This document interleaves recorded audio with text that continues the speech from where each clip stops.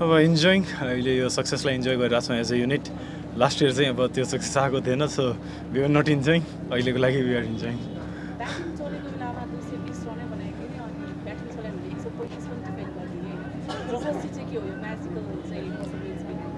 होइन आज कन्डिसनै त्यस्तो थियो किनभने आज बलिङको लागि एकदम फेभरेबल कन्डिसन्सहरू थिए र ब्याटिङमा पनि स्टिल त्यो टोटल चाहिँ पोस्ट हुनु त्यहाँ भनेको एकदम आफैमा च्यालेन्जिङ पनि थियो र जुन तरिकाले अब हाम्रो माथिको क्रमले चाहिँ त्यो प्रेसरलाई सम्हाल्दै स्मल बिट्सहरूमा चाहिँ त्यो पार्टनरसिप चाहिँ बिल्ड गरिराख्नु भनेको हाम्रो लागि क्रुसल नै थियो तर लेटर अन चाहिँ अब बसिरले जसरी अब इनिङ खेलेको छ शुभम एन्ड देन एभ्रिबडी अब आजको गेममा चाहिँ हामी कसैको पनि एकदम ठुलो भनौँ न अब एकदम ठुलो इनिङ चाहिँ देख्न सक्दैनौँ तर यस्तो कन्डिसनहरूमा चाहिँ सानो 25-30 रनहरूले चाहिँ एकदम ठुलो म्याटर गर्छ धेरै दिन होइन चेन्ज गर्न जाँदाखेरि टिम गर्न जाँदाखेरि के थियो तपाईँको प्लान चाहिँ अब सिम्पल थिङ कि अब त्यो सकेसम्म हामी 135 होइन कि हामी 120 रन डिफेन्ड गरिरहेको छौँ जस्तै तरिकाले चाहिँ हामी गइरहेको थियौँ अगाडि र अब hats off to everybody because जसरी नरेनले चाहिँ अल अफ ए सडन आएर कहिले आफ्नो लाइफमा चाहिँ आई डोन्ट नो अब if he has bowled in power play or not but he did it for all of us and बसिरले पनि अनि इक्वली डिलाङ्गेले the way he bowled is जति पनि ओभर फाल्नुभयो आज प्लस प्रतीश अनि त्यसपछि Surya I mean he's been really consistent this year and you know it's is for someone like me जो चाहिँ आफै एउटा अब टिमको लिडर हुनु त्यो चाहिँ एउटा फरक कुरा हो तर एज ए प्लेयर चाहिँ तपाईँको टिमको प्लेयरहरूले चाहिँ त्यसरी पर्फर्मेन्स गरिराख्दा चाहिँ एकदम खुसी लाग्छ र साथै अब स्पिनरहरूले चाहिँ अझै राम्रो गर्दा चाहिँ यस्तो कन्डिसनहरूमा जहाँ चाहिँ बााउन्ड्रीहरू एकदम ठुलो पनि छैन त्यसमा चाहिँ अब जसरी सूर्यलाई जसरी मैले हेरिरहेको छु हिज बिन डुइङ भेरी वेल आज जनकपुरले चाहिँ लस दिएर जसरी उनीहरूले बलिङ चाहिँ गर्यो होइन 16 ओभरसम्म चाहिँ स्पिनर नै युज गरिरहेको छ त्यतिखेर चाहिँ ठ्याक्कै के सोचिरहनु भएको छैन अब कन्डिसनै त्यस्तो थियो यदि म पहिलो बोलिङ गरेको भए म सायद 20 ओभर स्पिनरहरूलाई फाल्न लगाउँथेँ होला होइन एक ओभर चाहिँ यताउता कसैले फाल्न सक्थ्यो मेबी म प्रतीशलाई पनि आएर आज स्पिन फाल्नुपर्छ है भन्ने चाहिँ मैले मजाकमा चाहिँ भनिरहेको थिएँ तर होइन अनिलले चाहिँ एकदम राम्रो ट्याक्टिक्सहरू चाहिँ युज गरेको हो त्यति बेला अब हेयर एन्ड देयर 1-2 ओभरमा डेथ ओभर्समा रनहरू चाहिँ आइहाल्छ जुन चाहिँ हामीले बेनिफिट भयो लास्टमा अनि त्यसलाई चाहिँ लेटर अन हामीले चाहिँ एज ए बोलिङ युनिट क्यापलाइज गर्यो हामीले हेर्दाखेरि चाहिँ त्यो 17th ओभर चाहिँ टर्निङ पोइन्ट भयो जस्तो लाग्यो तपाईँ आउनुभयो होइन विकेट भयो एउटा वाइडमा 1 रन भयो होइन वाटर चाहिँ त्यो चाहिँ ओभर भयो हामीलाई टर्निङ पोइन्ट लाग्यो यहाँलाई चाहिँ त्यो टर्निङ पोइन्ट भयो आज जस्तो लाग्छ होइन अब त्यो टर्निङ पोइन्टसम्म चाहिँ अरूको जति योगदान छ त्यहाँसम्म पुर्याइदिनको लागि उहाँहरूलाई पनि नबिर्स्यौँ होइन सबैजना प्लेयरहरू इक्वली इम्पोर्टेन्ट हुन्छ एउटा टिमको सक्सेसमा एउटा टिमको जितमा र जसरी उहाँहरूले चाहिँ सबैले त्यो सेट गरिदिनु भएको छ टोन मेरो लागि सजिलो बनाइदिनु भएको छ बिकज यो टिम गेम हो एकजनाले मात्रै चल्ने होइन सो मेरो लागि चाहिँ जब चाहिँ इजी बनाइदिनु भएको छ र मलाई थाहा छ कि म त्यो मुमेन्टमा गएर अझै थप राम्रो गरिदिन सक्छु जसले टिमको सक्सेस चाहिँ अझै राम्रो तरिकाले आओस् भन्ने छ 4 ओभरमा 11 रन मात्र दिएर 4 विकेट लिनुभएको छ होइन एकदमै राम्रो बलिङ चाहिँ यहाँ आफ्नो पर्फर्मेन्सको बारेमा ह्याप्पी ठिक छ अब moving to the next game simple 3 गेममा 3टा विन छ होइन अझै 5 बेसिस आउन बाँकी हुन्छ तपाईँको टिमको ब्यालेन्स हेर्दाखेरि मिलेको जस्तो देखिन्छ अब थाहा पाएपछि कसलाई ड्रप गर्ने भन्ने टेन्सन चाहिँ कतिको छ छैन हामी क्लिन छौँ एकदम क्लियर छौँ प्लानहरूसँग कसरी जाने जुन चाहिँ अहिले हामीले यहाँ डिस्क्लोज गर्न मिल्दैन नत्र अब एन्टी करप्सन युनिट चाहिँ चारैतिर घुमिरहेको हुन्छ होइन तपाईँहरूलाई पनि घेर्ला हामीलाई नै घेर्ला सो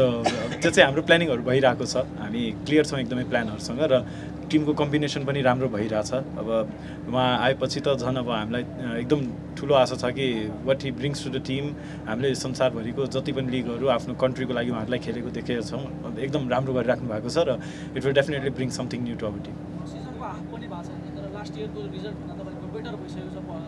पोइन्ट वाइज पनि कसरी हेर्नुभएको छ यो डेभलपमेन्ट तपाईँले जुन तयारी गर्नुभएको अहिले अब 6 पोइन्ट्स अलरेडी अब तपाईँ एउटा मतलब चाहिँ तपाईँहरू प्लेअफमा पुगिसकेपछि कसरी हेर्नुभएको छ यो सफलता I guess lot of credit goes to Biratnagar किङ्सको म्यानेजमेन्टलाई किनभने यो वर्ष चाहिँ उहाँहरूले जसरी म चाहिँ आफै दुबईमा थिएँ म त्यहाँ गेमहरू खेलिरहेको थिएँ प्लस जो प्लेयरहरू चाहिँ टिमको बाँकीको स्क्वाडको मेम्बरहरू चाहिँ बाँकीको स्क्वाड चाहिँ मुम्बईमा गएर पनि प्र्याक्टिस गरिरहेको थिएँ सो सबैजना क्रिकेटको टचमा थियो एकदम पिकमा छ सबैजना in fact if you see everybody is really hungry to perform to prove their worth टिममा आएर र त्यसमाथि अब इन्टरनेसनल प्लेयरहरू पनि सबै अब कतै न कतै लिगहरू यताउता सबै खेलेर आउनु भएको छ so it's really good to see कि हरेक प्लेयर चाहिँ त्यति नै इगर छ आफूलाई चाहिँ यो टिमलाई माथि लिएर जानको लागि र मैले भने अब मेरो लागि चाहिँ एकदम सजिलो हुन्छ जब यस्तो ग्रुप म हेर्छु जहाँ चाहिँ सबैजना चाहिँ हङ्गर छ टिमको सक्सेसको लागि अर्को स्ट्यान्डर्ड प्लेयर लोकेश बमको ब्याटिङ हामीले फर्स्ट गेम देख्यौँ आज पनि एउटा इम्प्याक्टफुल इनिङ थियो उहाँको पर्फर्मेन्सलाई चाहिँ कसरी हेर्नु like I already said, I mean, you know, he's one of the good batters I've seen यो format को लागि अहिलेको लागि र I'm still in belief कि उसको चाहिँ अझै बेस्ट पर्फर्मेन्स आउनै बाँकी छ यहाँहरूले सबैले हेर्नै बाँकी छ यो चाहिँ क्रुसियल थियो आजको इनिङ किनभने त्यो इनिङ त्यो सर्कमस्टेन्सेसमा गएर जुन विकेट्स अब धेरैले यो बुझ्नुहुन्न होइन धेरैजनाले यो बुझ्नुहुन्न हामी क्रिकेट हेर्छौँ तर बुझ्नको लागि पनि हेर्नुपर्छ हामी सबैजनाले यो विकेट एकदम डिफिकल्ट थियो र त्यो डिफिकल्ट विकेटमा गएर त्यसरी स्ट्यान्ड गरेर आफूले चाहिँ रिस्क लिएर टिमको स्कोरलाई चाहिँ अगाडि बढाइराख्नु भनेको चाहिँ सानो कुरो चाहिँ होइन तर त्यसलाई चाहिँ त्यो च्यालेन्जलाई लिन्छ उसले अगाडि लिन्छ र अनेस्टली भन्नुपर्दा मलाई चाहिँ त्यस्तो एटिट्युड भएको मान्छेहरू चाहिँ एकदम मनपर्छ त्यो चाहिँ उहाँहरूलाई सोध्नु होला म चाहिँ अब उहाँहरूसँग गेम थियो हामीले जित्यौँ हामी त्यसमा खुसी छौँ पक्कै पनि अब राम्रो गर्नु होला wish you all the best Janakpur बोल्सलाई आजको गेममा जुन क्याप्टेन्सी तपाईँको आफ्नो निर्णयहरू चाहिँ कतिको महत्त्वपूर्ण थियो जस्तो डिसिसन जज गर्ने अपोनेन्टले जज गरेको बेला चाहिँ क्याप्टेन्सीको निर्णय कतिको महत्त्वपूर्ण हुन्छ अफकोर्स अब एकदम इम्पोर्टेन्ट हुन्छ किनभने बोलिङ चेन्जेसहरू चाहिँ एकदम क्रुसियल हुन्छ र यस्तो विकेट जहाँ चाहिँ फास्ट बोलरलाई हामीले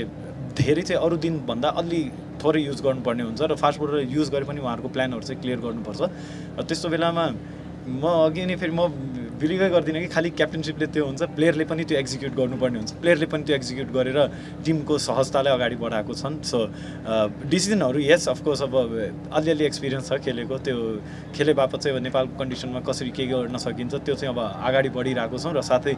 स्पिनर्सहरूले जसरी भने नि अब मेरो लागि चाहिँ स्ट्यान्डर्ड पर्फर्मेन्स अब विकेट नलिए तापनि नरेन चाहिँ one of the best bowlers आजको डेमा पनि म हेर्छु किनभने धेरै प्र्याक्टिस छैन बोलिङको तर पनि आएर आफूले चाहिँ जसरी टिमको सक्सेसको लागि अगाडि बढेर पावर प्ले होस् लेटर आफ्टर पावर प्ले होस् आएर चाहिँ बोलिङ गर्नु भनेको एकदम ठुलो हृदय नै चाहिन्छ त्यसको लागि र भने नि मैले अब त्यो मैले डिसिसन लिने हो तर प्लेयरहरूले एक्जिक्युट गरिदिनु त्यो हाम्रो लागि बेनिफिट हुन्छ एउटा लास्टमा चाहिँ विश्वकपमा चाहिँ हामी आइरहेका छौँ नेपाल प्रिमियर लिगको चाहिँ राम्रो एउटा चाहिँ 25-26 दिन हामी ग्राउन्डमा खेलिरहेका छौँ हाम्रो लागि कतिको महत्त्वपूर्ण छ विश्वकपको लागि पहिला चाहिँ यो सकाउँ होइन अनि त्यसपछि चाहिँ बिचमा एउटा सिरिज पनि हुन्छ अब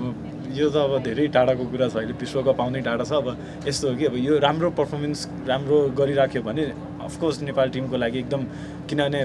कम्पिटिसन एकदम राम्रो भइसकेको छ अब बोलरहरूको लागि होस् ब्याटर्सहरूको लागि होस् जसको लागि पनि होस् र यस्तो कम्पिटिसन भइराख्नु भनेको आगामी दिनहरूको लागि चाहिँ तपाईँको एउटा राम्रो सिरिजमा चाहिँ लिएर जानु मिल्छ भन्ने चाहिँ म चाहिँ सोध्छु त्यसमा र यस्तो टुर्नामेन्टहरूबाट हामीले पहिला पनि हेर्छौँ पास्टमा चाहे डोमेस्टिकको पिएम कप होस् चाहे यो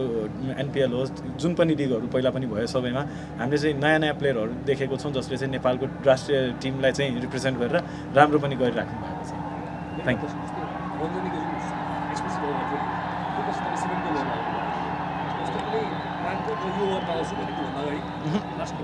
होइन म चाहिँ त्यस्तो प्लानमा थिएन म चाहिँ अझै डिप लिएर जान खोजिरहेको थिएँ बिकज यस्तो क्रुसियल मुभमेन्टमा यदि म चाहिँ 19th or 20th ओभर आएर यदि टिमको सहजता अझै बनाइदिने भने त्यहाँ चाहिँ 3-4 रन मात्रै दिएर 4-5 रन दिएर किनभने बल टर्न भइरहेको थियो त्यस्तोमा चाहिँ अर्को प्लेयरलाई चाहिँ मैले अझै बेसी रन छोडिदिने भए अब त्यसले चाहिँ सजिलो बनाउँछ टिमको जितको लागि सो उहाँले राम्रो गर्नुभएको छ नो डाउट एक दुई ओभर त यताउता जसको पनि हुन्छ अर्को टिममा पनि कसै न कसैको भएको होला हाम्रोमा पनि हुन्छ यो संसारको नियमै हो सो नेभर माइन्ड अलराइट टपबाट राम्रो चलिरहेको छ क्याप्टनमा त्यसले राम्रो टोटल पनि बोर्डमा राख्नुभएको छ तर लोवर मिडल अर्डर र लोवर मिडल अर्डर अलिकति बुल्टअप हुनसक्छ कि जस्तो लागिरहेको छ मलाई के छ तपाईँको Basir was playing in middle order Shubham was playing in middle order होइन दुईजनाले नै राम्रो गरेको छ यो कन्डिसनमा आएर सो आई डोन्ट थिङ्क कि हामीलाई खासै त्यो प्रब्लम होला उहाँहरूले चाहिँ आफूले चाहिँ जति एरियामा अझै वर्क गर्न सकिन्छ उहाँहरूले चाहिँ त्यो सबै कुराहरू चाहिँ थाहा छ होइन बिस्तारै अब त्यसमा चाहिँ हामी इम्प्लिमेन्ट गरौँ and good point thank you